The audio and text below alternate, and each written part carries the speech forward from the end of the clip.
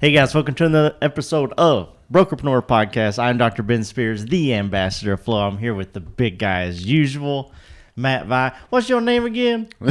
You know it's Matt Vi. I'm here with Matt Vi. Matt, man, Happy New Year, dude. Benny and the Jets. Yeah, Vinny and the Matt.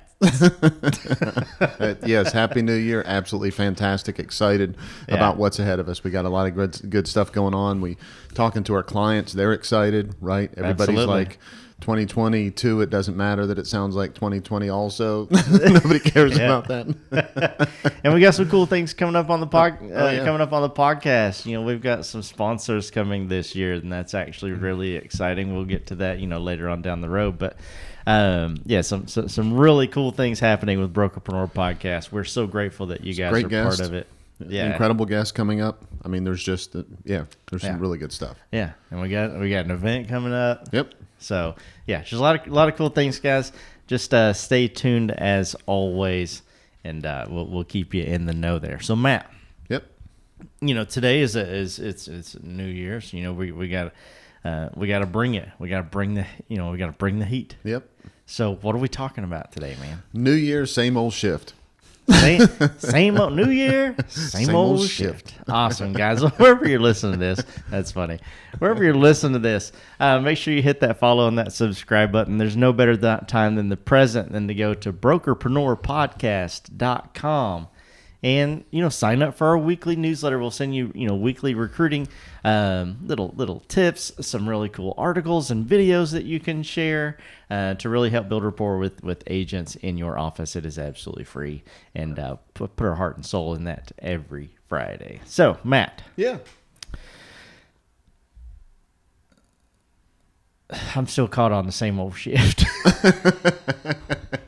You know it's not going to be the same old shift. You know it's not.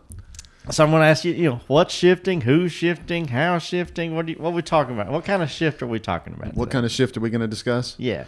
So Shift's getting deep in here. That's right. So a lot of times when you're listening to people talk, this is what kind of triggered this with me. Yeah. Of course, both of us listen to a lot of entrepreneurial things and podcasts and books and all that. But I also, me more than you, I think we can say that out loud. The real estate part of it, right? I just can't help but absorb a lot of that. Yeah, right? we can say that out loud. Yeah, we can say that out From loud. the mountaintops. Right, that's right. So I love it. I love reading it, and everybody is saying kind of the same thing. The big shift is coming. The big shift is coming, right? And the truth is, the big shift is always happening. Yeah. It's anybody closes their eye and go back and listen to some of our other podcasts. We talk about it. There's things that we forecasted early on that just came to pass, right? Yeah. And it's not because we're Thanks some for magical, including me on that. Yeah, right. We forecasted that. There's not some magical oracle in a crystal ball, right? We didn't go to a soothsayer and ask what was going to happen next. Shift is always happening, right? Okay, so how do you get prepared for that? Right. Yeah. The truth is, everyone is shifting. Agents in your office, everyone is shifting. The truth is, you just got to understand that and what type of shift are they actually, what shift is happening for them. Yeah, exactly. Let's define that, right? Yeah. So a lot of people, talk about, oh, this is shifting or that's shifting, right? And it's like, my weight is shifting. Right. Thanks to the holidays. Forward. So let's define shift so that everyone out there, maybe they have their definition. But let's talk about what we're talking about as the shift. Yeah. So we can argue about this part if we wanted to argue about this part, right? Sweet, let's do it. That's I'm right. joking. So a lot of business books really say that a business breaks down into 4 fundamental pieces. Yeah. Okay. So it's sales, it's marketing, it's finance, and it's compliance, right? Yep. How you stay in between the lines on what it is that you do, regardless of your business. A lot of people say those are the fundamentals, right? Yep.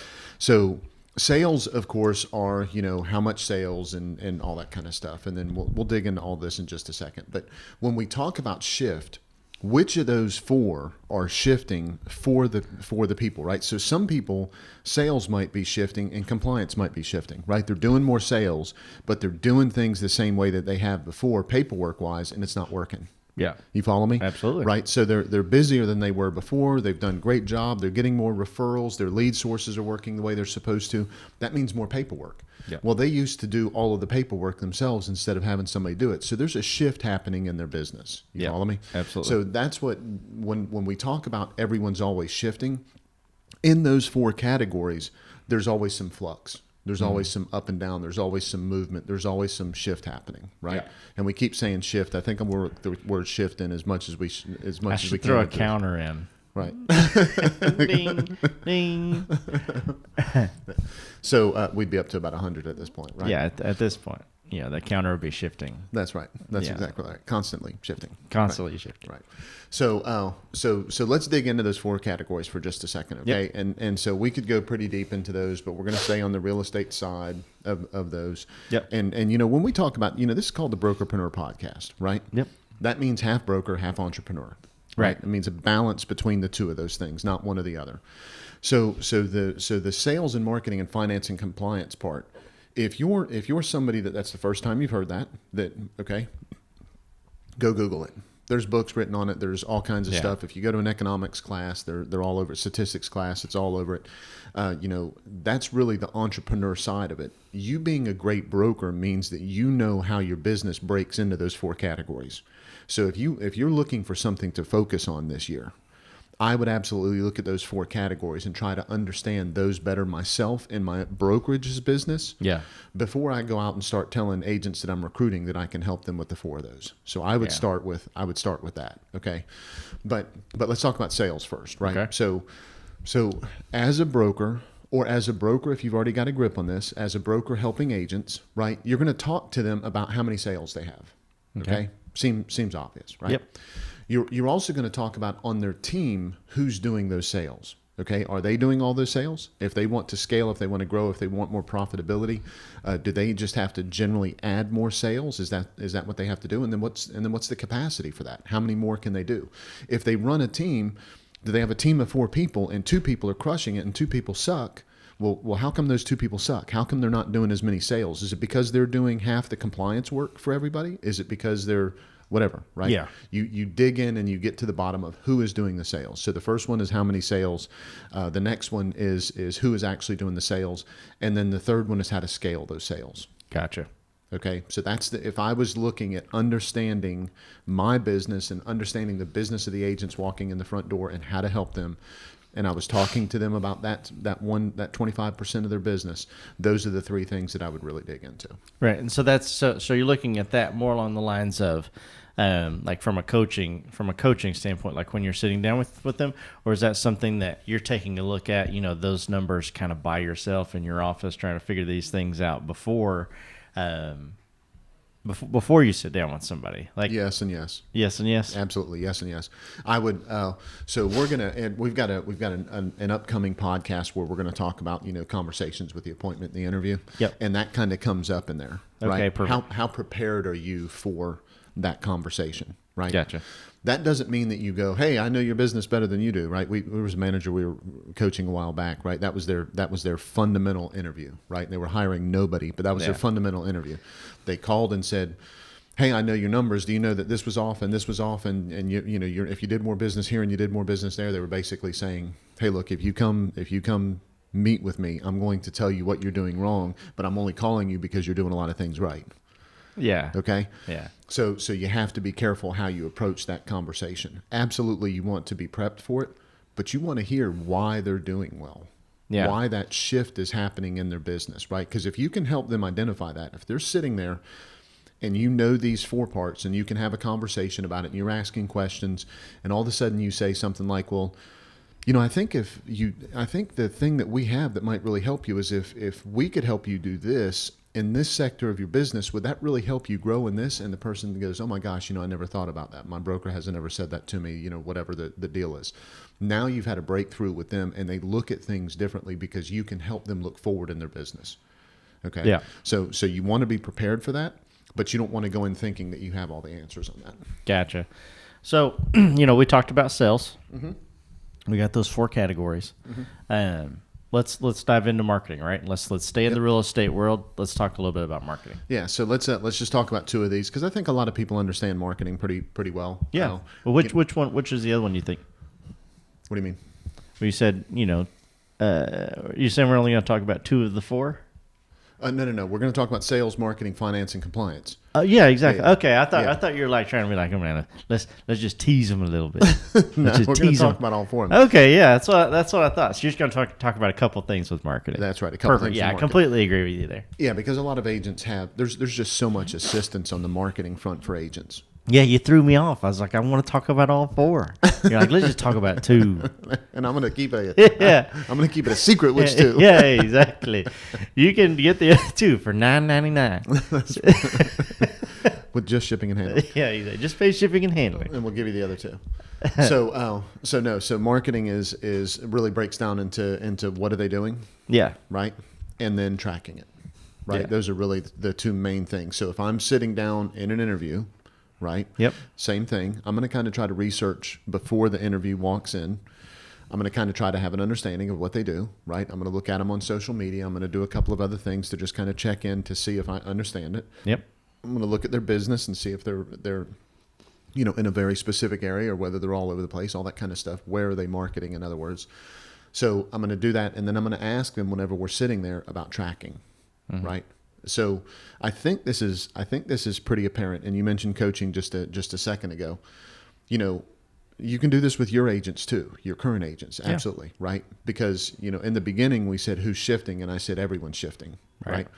Everyone is always moving. So those 4 categories are bouncing up and down. One is impacting the other, spending too much time or money on one, too many resources on the other, all that kind of stuff. Everybody's shifting. So if you can be fundamental in these conversations and be good at this, you can do it with your current agents, and it'll help with retention. You can do it with people you're recruiting, in your recruiting conversations, your appointment setting conversations. You can do it in your interview conversations, right?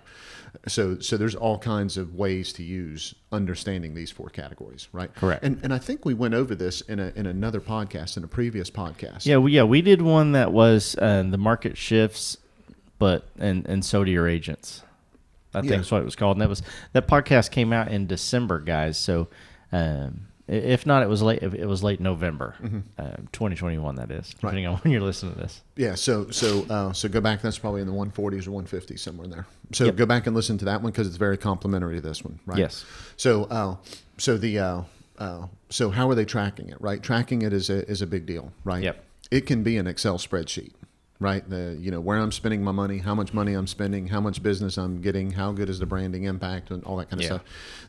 And track it very simple. But have that conversation with anybody that you're interviewing, and have them tell you how they're tracking it. One, because if they're really successful, you're going to learn how they're doing it. Oh, absolutely. You're going to be able to duplicate that. That's right, and you're going to be able to help your current agents duplicate it. Yeah. Okay, and some of them will tell you the whole story. Most of them won't. Right. But some of them will tell you the whole story, and all you have to do is just kind of lean into helping your agents do that, or other agents you're recruiting, or other agents that you're interviewing. You can just help them understand how to do that by leaning into understanding it better. Yeah, absolutely. So even though you only wanted to talk about 2 of them, right? I got spam risk calling me here. Thanks. The guy calls me all the time. I don't need an auto warranty. Yeah, my car warranty is just fine. So, we talked about sales, we talked about marketing. Now let's talk about finance. Again, let's keep it on the railroad tracks of real estate. Right. Hey guys, this podcast is powered by Prospect Boomerang. We all know broker owners struggle with profitability. Prospect Boomerang compounds your profits by recruiting the best agents to your brokerage. For consistent growth, visit prospectboomerang.com.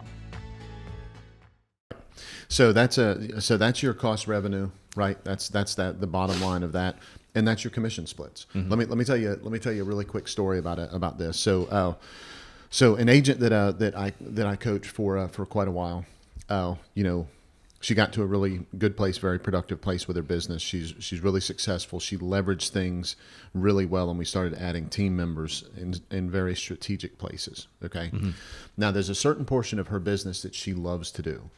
Okay. Yeah. And there's a cost associated with that, right? So she does some pretty high level staging with some of the luxury properties that she deals with. Okay. Yeah. So she brought a team member on, And the team member, starts being productive immediately because she's, stepping into a great situation and she's a great agent.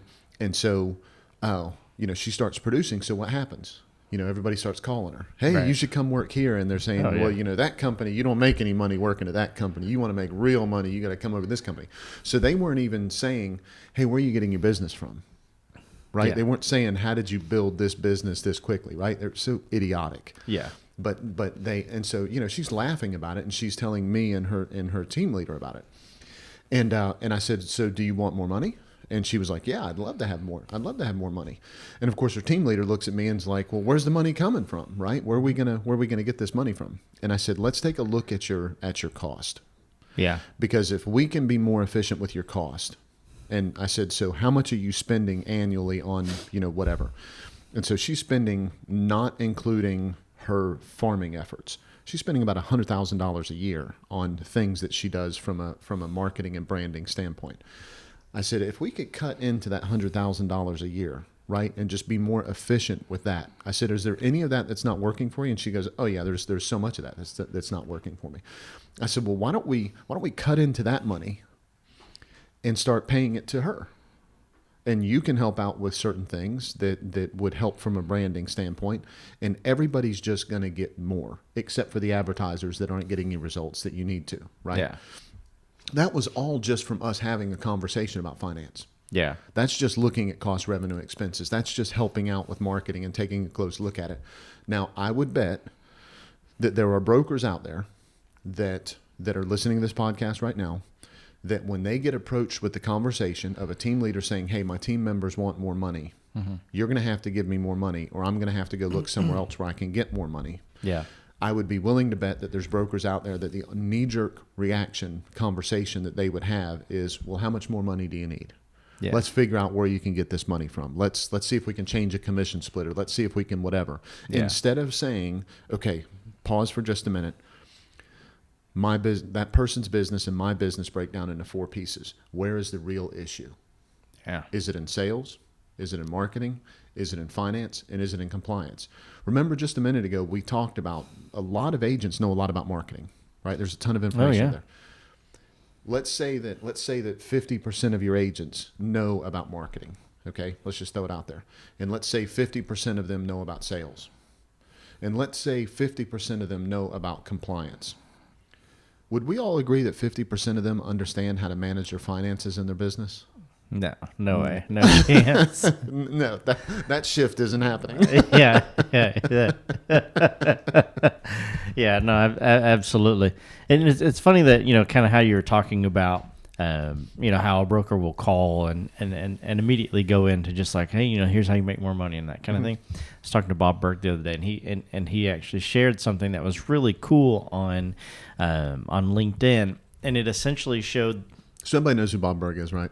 Yes, they should. Right. Bob Berg's the author of The Go-Giver. Right. If you haven't read that book, go get it immediately. Be a go-getter and go get the book, and then you'll stop being a go-getter. Yeah, and then you'll be a go-giver, right, as you should be. Also, we did a podcast with him. It was episode 100. That's right. Was with Mr. Bob Berg. So you can go check that out as well. And it's just it was one of my favorite people in the world. But shared this image that someone else had created based on his Go-Giver sales book, and it showed a prospect entering like the fat part of the funnel, and coming out, and it said that your prospect, and then it said your funnel, and then just below it was the reverse of the funnel, and it was, instead of the prospect, it was you. And you kind of enter like the small end of the funnel, and then it said your prospect's world instead of your funnel. How awesome is that? And he's and his and I can't remember who gave who made the infographic, but Bob said this is the best thing I've ever seen as far as explaining what we were trying to explain in words, right, in that book, and it was so right, and really kind of goes extremely spot well on with what you were talking about there. That is so spot on. Yeah. So, just reiterate, right? We've talked about sales. We've talked about marketing. We've talked about how everyone in your office knows everything about their finances and how to keep track of them and make sure that they're always,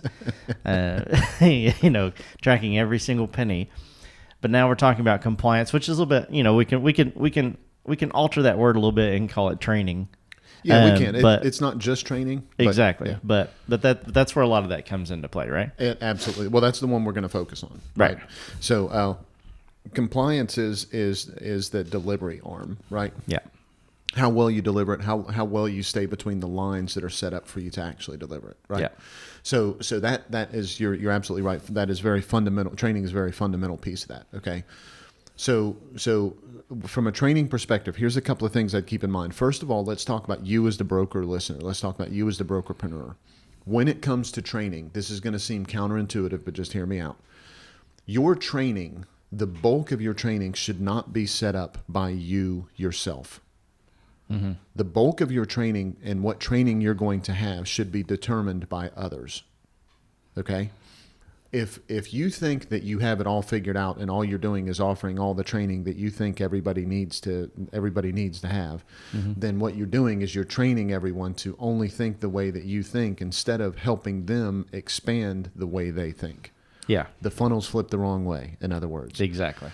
So what you're training, you should be asking questions. So guys, how was this, how was the training? What's the best training that you've received at the board office lately? So what is the training that you think that you would need? And we've talked about this in other podcasts, right? Like we mentioned, as you have conversations with people about what they're learning and about their growth, and as you're coaching them, listen to what it is that the tools that they say they're using. Listen to what systems they say that they're using.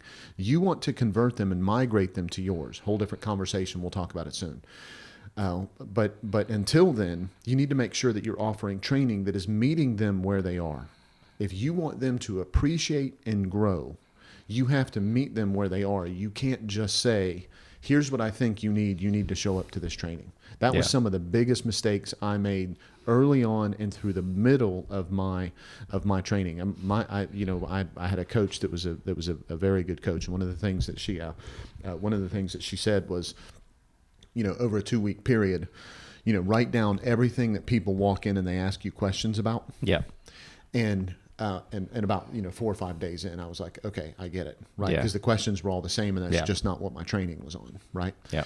So number one, what training is it that you're taking as a brokerpreneur, that you're doing yourself, and what training are you offering your agents? Pay super close attention to that, and then who is attending that training? Mm-hmm. Right. So if you have an office and 50% of your production is done by teams, the other 50% is done by individuals, just understand that some of the team members might need to be in the same training that some of the other individual agents are doing. Some of the team leaders might need to be in that. Some of your individual agents don't need to be in it. It just needs to be for your team leaders. Some of it is mixed up. Right. So everybody gets the point on that. I don't need to ramble. The bottom line is you have to understand and have a plan for the groups of people that are in your office, and you have to constantly be adjusting. So I think a training schedule should be done annually, but it should be reviewed and updated quarterly. Yeah. And then you should make sure you know who's attending what training. That's going to keep everyone compliant. And now when you sit down with your team leaders or your recruits or whoever it is that you're sitting down talking to, your providers, your affiliate providers, right? You know what training is coming up and how they can plug into it. And now you're talking to everyone about how to leverage their business better instead of just, hey, I know I need to offer training, so here's some training I'm offering. Make it really specific to what it is that people need, because no training that you ever offered does 100% of the people show up, regardless of what you ever tell them. Okay, and if you do, then you've got employees and not independent contractors. Look out, right? You could have a whole nother problem on your hands. Yeah, okay? That's exactly right. Nobody shows up for 100% of it, so don't ever plan on them to show up for 100% of it. So that means you have to have different sets and types of training, and then pay attention to who is attending. Have a electronic way of doing attendance, right? Have a QR code. Have something that makes it super easy for them to attend. Then you can track who's doing what training.